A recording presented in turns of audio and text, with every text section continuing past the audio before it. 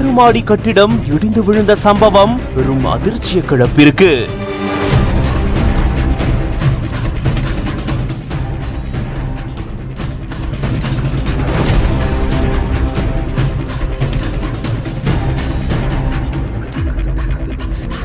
இரண்டு பேர் இடிபாடுகளுக்குள்ள சிக்கிக் கொண்டதா தகவல் வெளியாகியிருக்கு.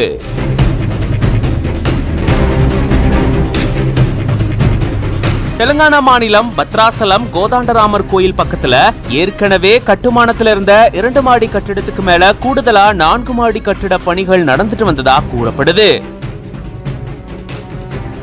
இந்த நிலையில தான் திடீர்னு அந்த கட்டிடத்தினுடைய எல்லா தளங்களும் இடிஞ்சு சீட்டுக்கட்டு போல சரிஞ்சிருந்திருக்கு. இதுல கட்டுமான பணியில ஈடுபட்டிருந்த 2 பேர் இடிபாடுகள்ல சிக்கினதா கூறப்படுது. இது தொடர்பா போலீசார் தீவிர விசாரணையில ஈடுபட்டு வராங்க. இந்த சம்பவம் பெரும் அதிர்ச்சியும் சோகத்தையும் ஏற்படுத்தியிருக்கு.